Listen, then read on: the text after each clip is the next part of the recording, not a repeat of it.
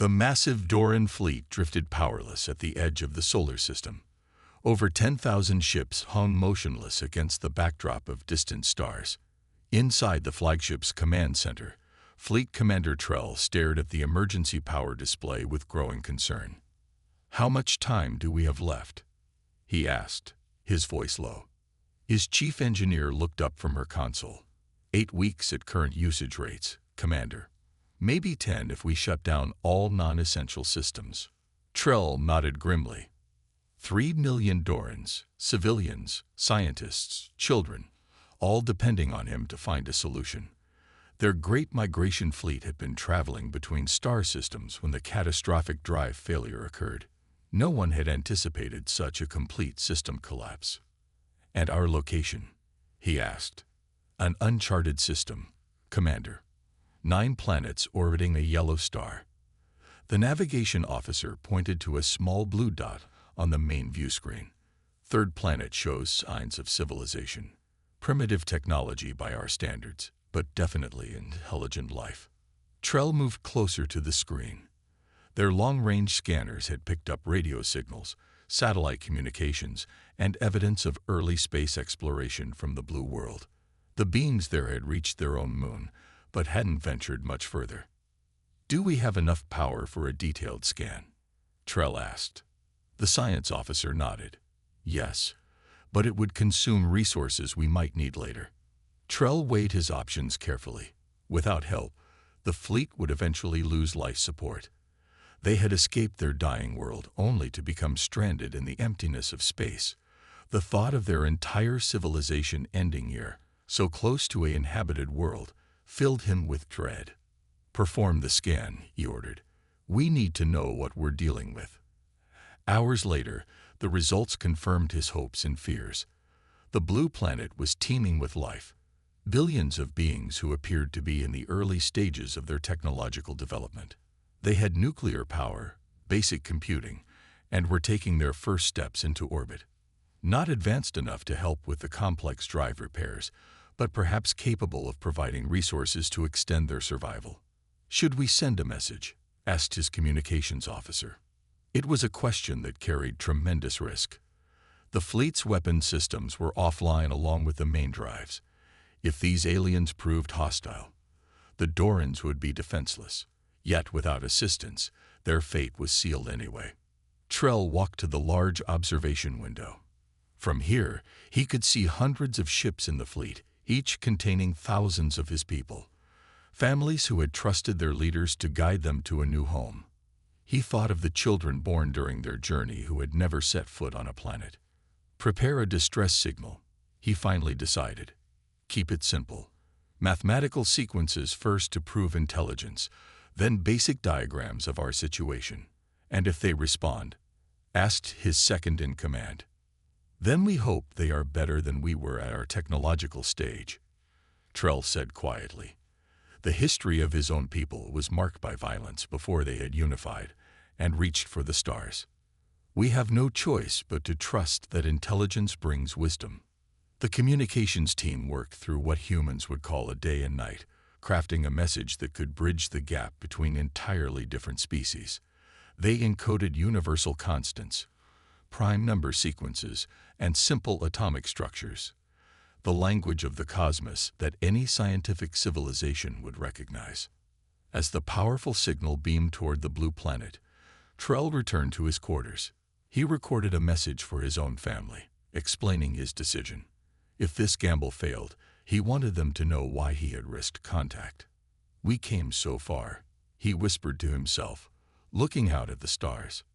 "We cannot end here, not like this." Then he waited, as the signal raced toward Earth at the speed of light. Dr. Alan Reed rubbed his tired eyes as he stared at the computer screen.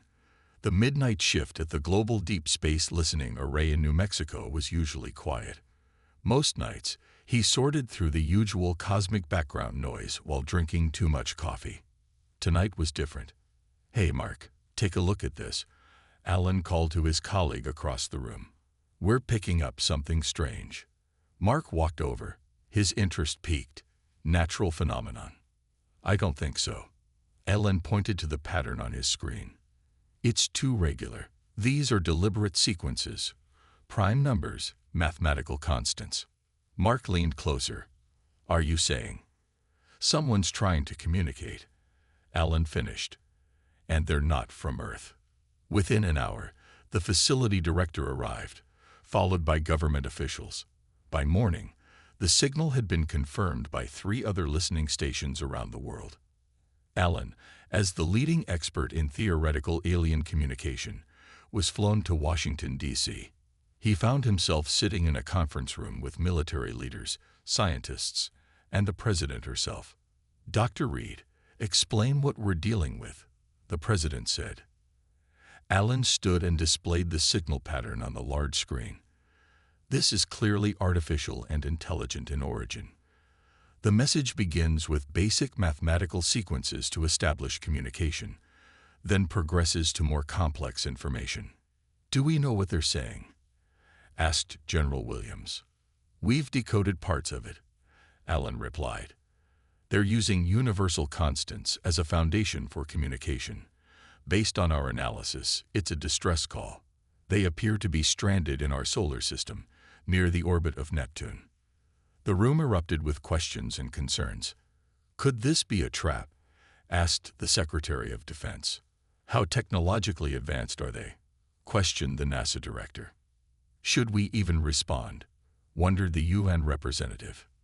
Ellen waited for the noise to settle before speaking again. If they wanted to harm us, they wouldn't announce their presence. They'd just arrive. And based on their signal sophistication, they're far more advanced than we are. Which is exactly why we should be cautious, countered General Williams. The debate raged for hours. Military advisors urged caution. Scientists pushed for immediate response. Politicians worried about public reaction. Finally, Alan stood again. May I speak frankly? He asked. The president nodded. Throughout human history, we've wondered if we're alone in the universe. Now we have our answer. If we ignore this distress call, what does that say about us? This could be the most important moment in human history.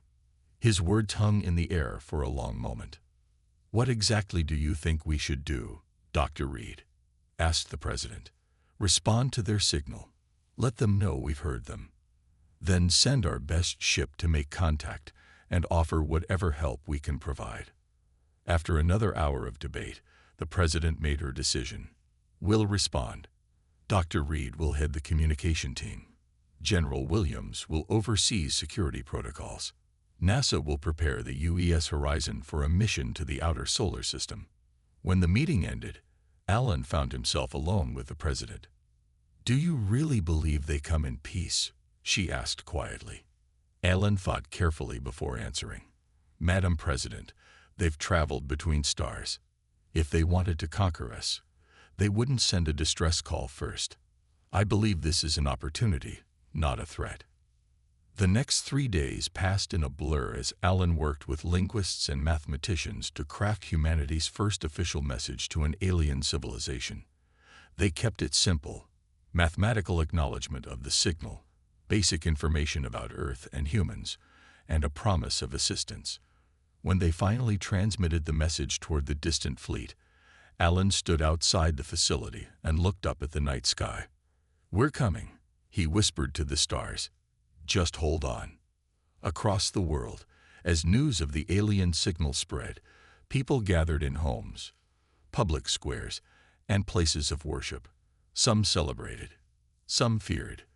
But for the first time in history, all of humanity shared a single thought. We are not alone. Captain Maya Jones stood on the bridge of the HFY Horizon, Earth's most advanced spacecraft.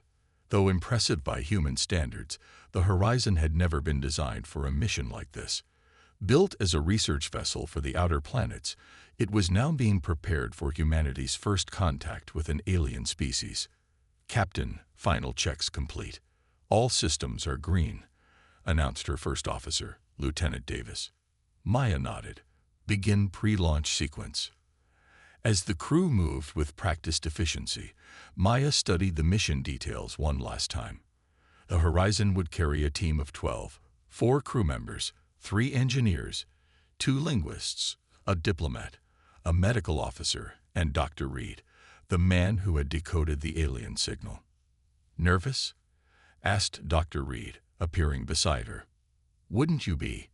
Maya replied with a thin smile. "We're about to meet beings from another world." Dr. Reed nodded. 3 million lives depending on us. No pressure. The launch countdown began, and Maya took her seat. Despite all her years of training, nothing had prepared her for this moment. As the powerful engines ignited, she felt the familiar pressure pushing her back into her chair.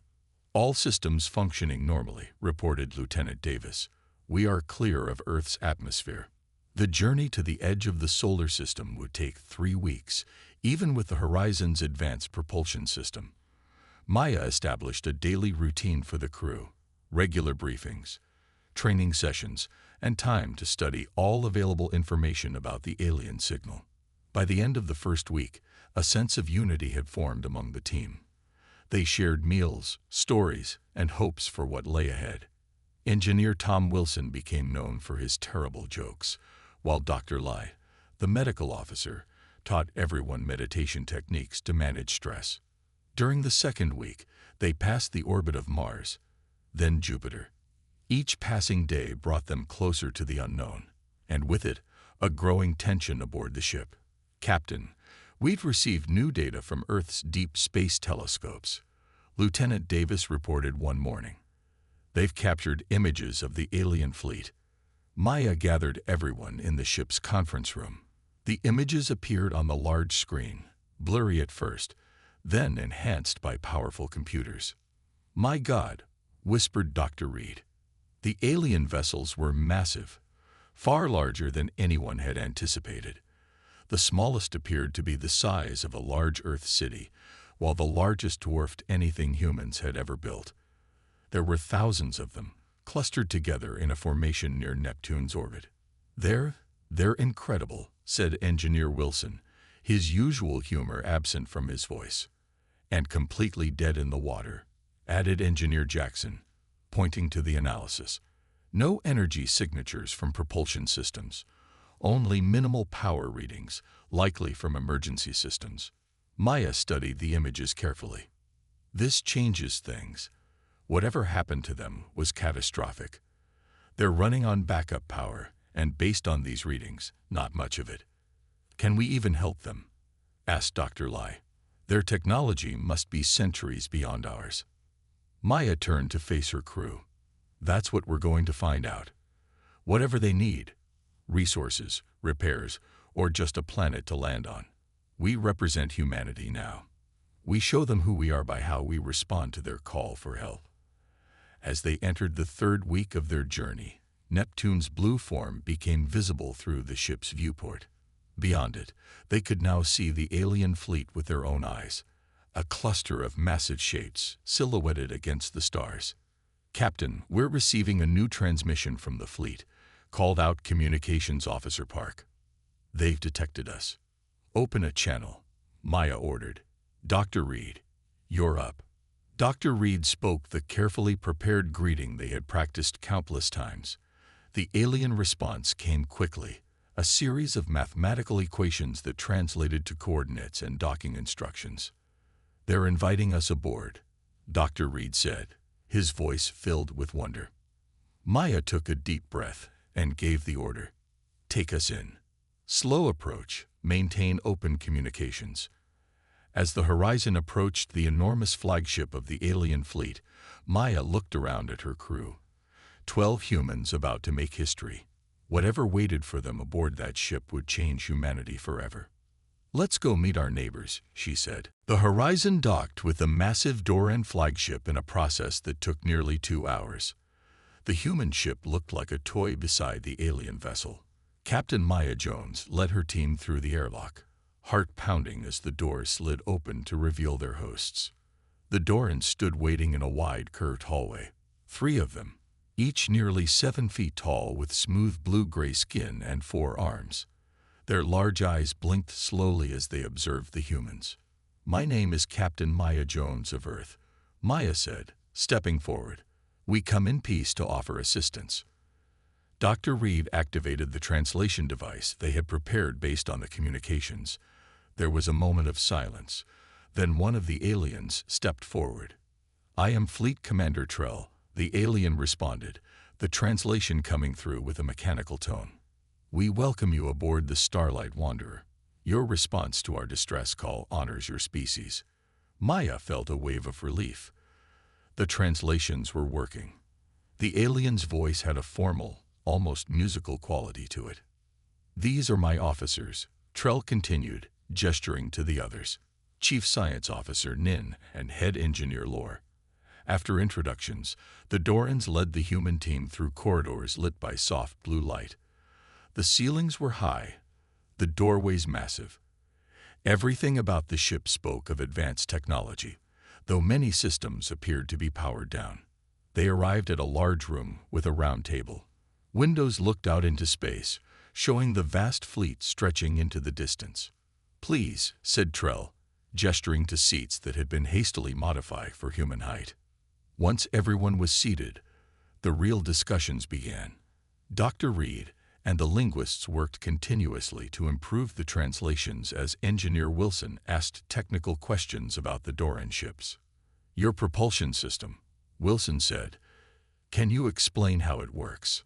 Chief Engineer Lore used a device to project a holographic model above the table. "We travel using quantum displacement. Your species calls it folding space. Our drive cores create a field that." The translation faltered as Lore used concepts humans had no words for. Dr. Reed looked frustrated. "I'm sorry, some of these concepts don't translate well." Commander Trell made a gesture that might have been a smile. "This is not surprising. Your species has not yet discovered these principles, but your coming here shows great courage." "How did your drives fail?" asked Wilson.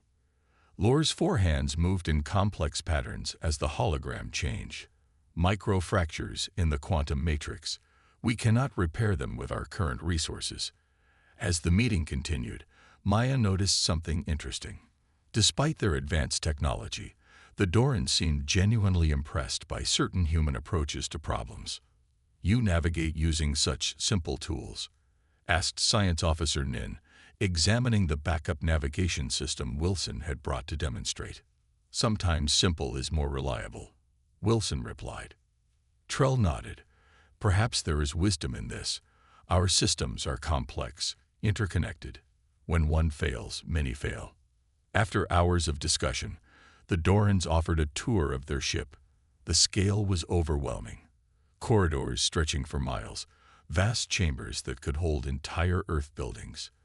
Yet many areas were dark, powered down to conserve energy.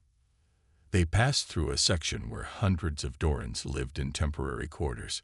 Children stopped to stare at the strange visitors, their large eyes curious rather than fearful. "These are families from 3 different ships," explained Trell. "We consolidated to save power. 3 million of our people are waiting to learn if they will live or die." Maya stopped walking. "Commander Trell, I can't promise we can fix your drives. The technology is beyond us, but we will do everything possible to help you. If your people need a temporary home while we work on solutions, Earth will welcome you." Trell's 4 hands performed a complex gesture. "In our culture, offering shelter to strangers is the highest form of honor. Your planet must be a place of great wisdom." Maya thought about Earth's long history of conflict and division, now set aside in the face of this moment. "We're learning," she said simply. As they continued their tour, humans and Dorans began to find common ground despite their differences. 2 species, separated by vast gulfs of technology and biology, finding ways to understand each other. The real work was just beginning. Engineer Tom Wilson followed Chief Engineer Lore through the heart of the Doran flagship. The central drive chamber was a massive spherical room, hundreds of feet across. At its center floated what looked like a small star, a swirling ball of energy contained within a complex field.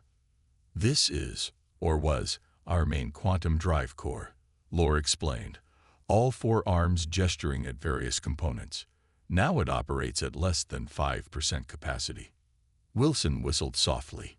Even at a fraction of its power, The technology was beyond anything humans had achieved. He pulled out his scanning equipment, primitive by Doran standards, but still effective for basic readings. "May I?" he asked, pointing to an access panel. Lore made the gesture Wilson had learned meant agreement. "Your tools will not damage anything." As Wilson worked, Dr. Reed and Captain Jones joined a group of Doran scientists at a nearby console.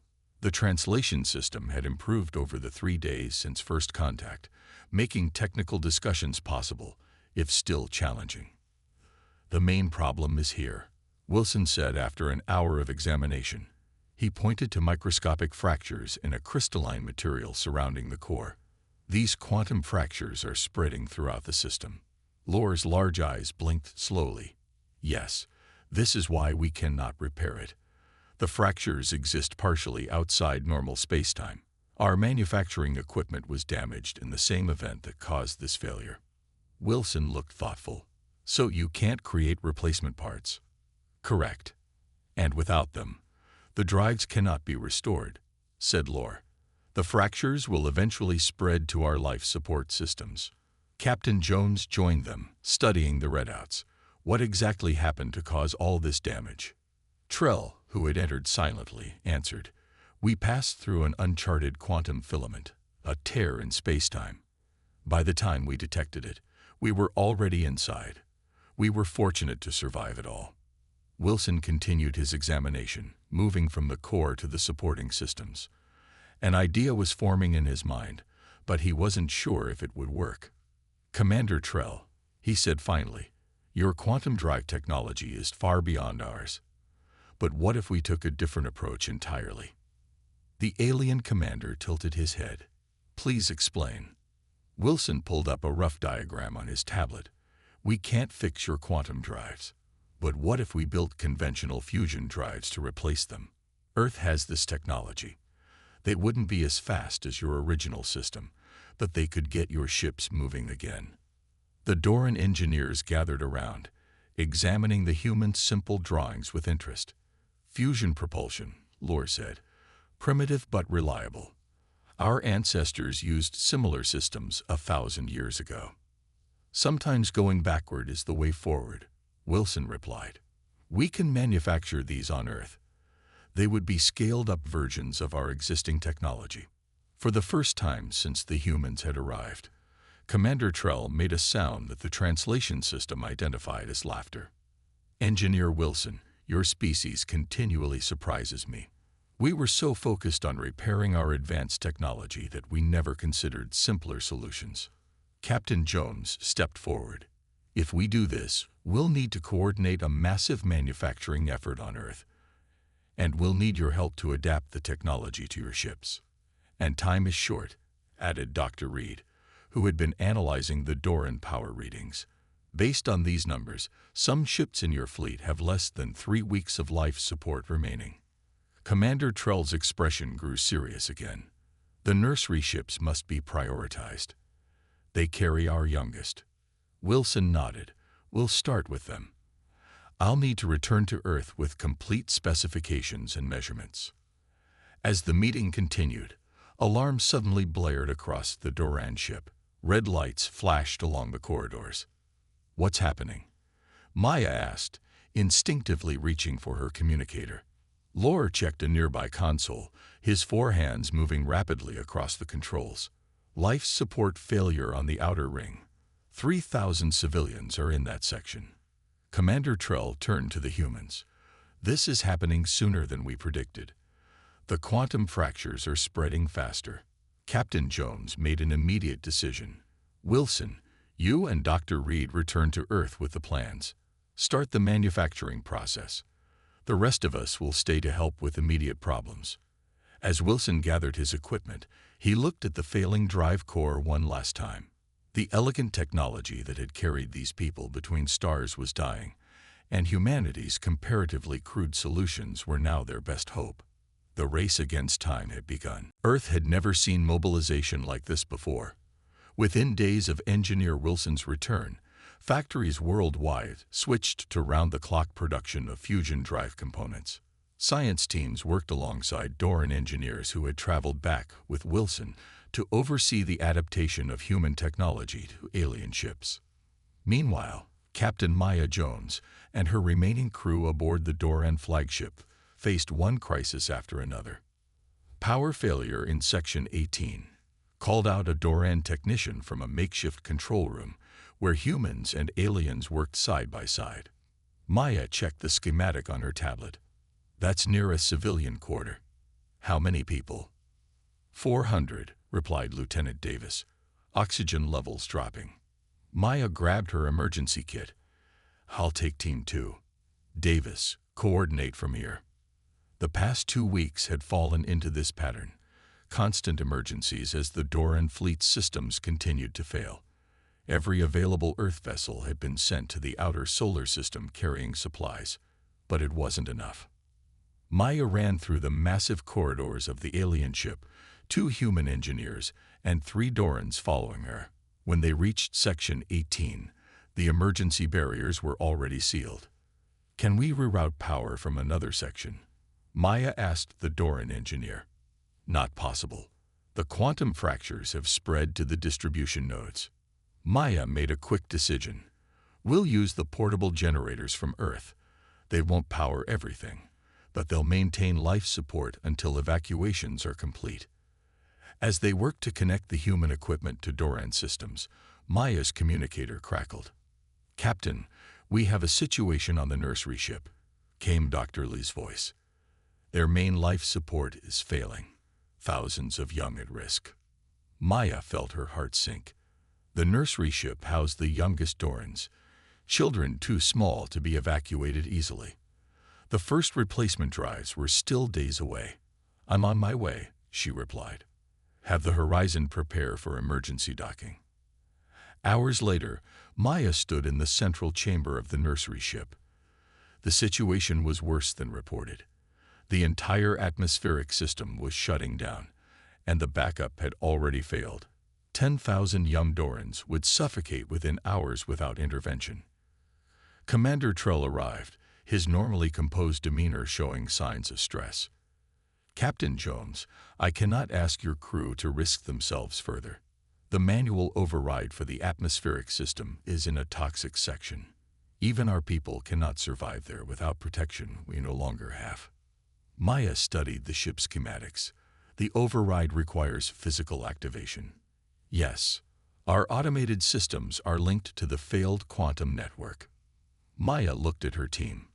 They were exhausted from weeks of emergency repairs, but she knew what they would say.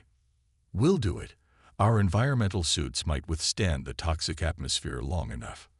Engineer Patel stepped forward. The suits weren't designed for this, Captain.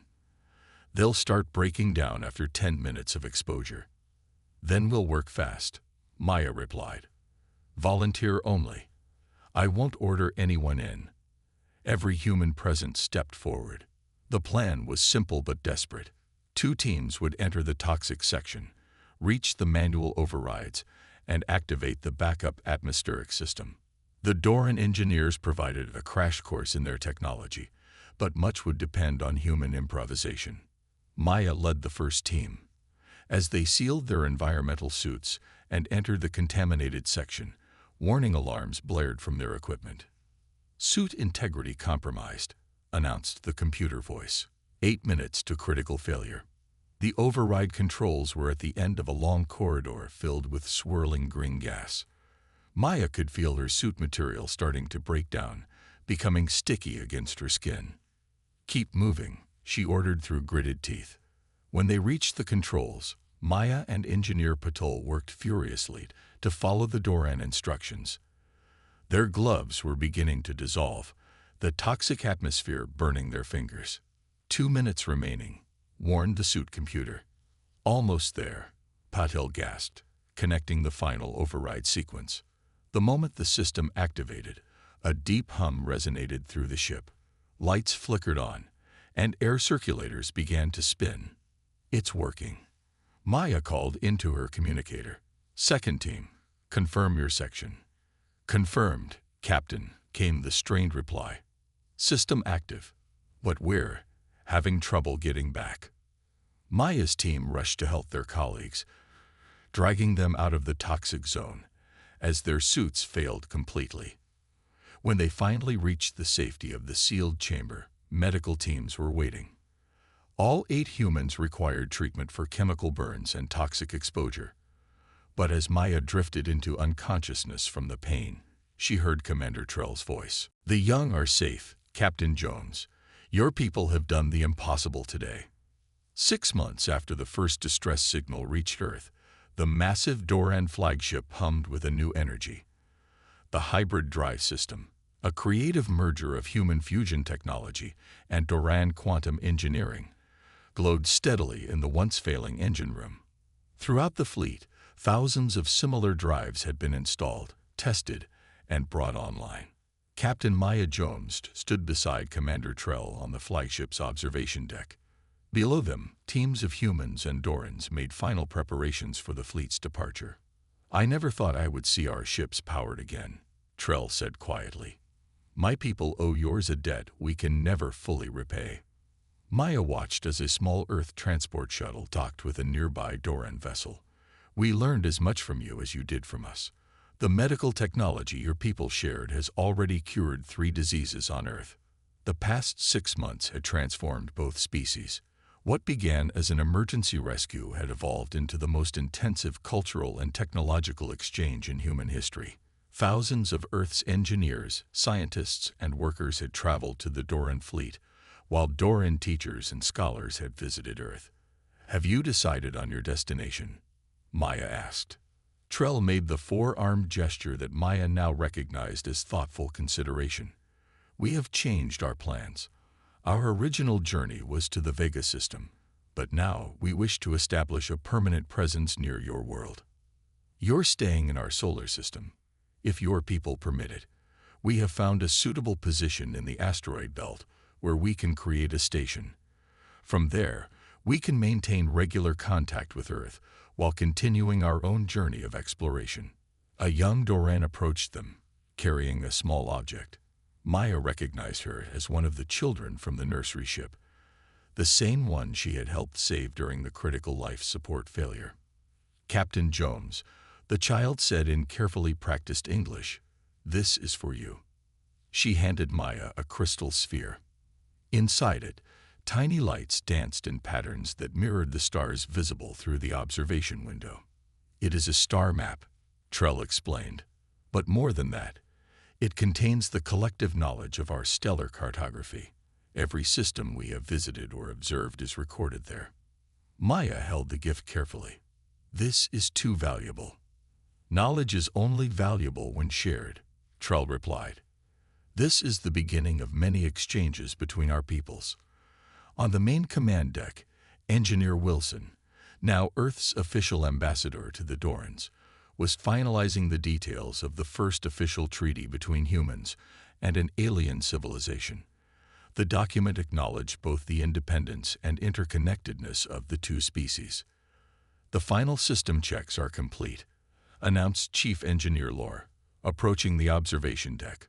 "All ships report ready for departure." Maya felt a strange mix of emotions. These beings who had arrived as desperate strangers were now leaving as allies and friends.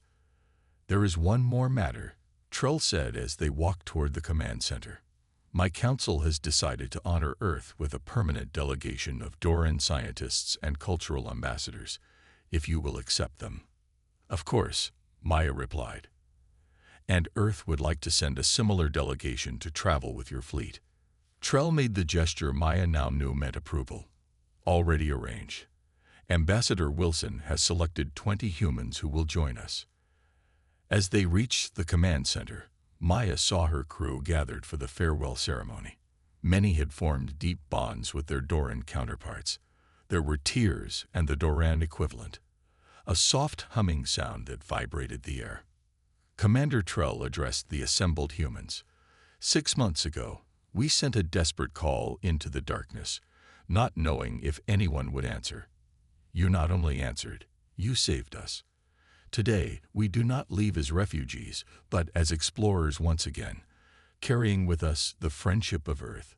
The Doran flagship activated its new drive system, the hybrid technology creating a gentle vibration throughout the massive vessel. Across the fleet, 3 million Dorans prepared for their journey to their new home in the asteroid belt. From there, they would establish a permanent embassy to Earth while sending exploration ships deeper into space. As the first ships began to move, Captain Maya Jones watched from the horizon. The magnificent fleet that had arrived powerless now glided gracefully toward its new destination, its lights shining like a new constellation against the blackness of space. Humanity had reached out to help strangers in need, and in doing so, had found their place in a much larger universe.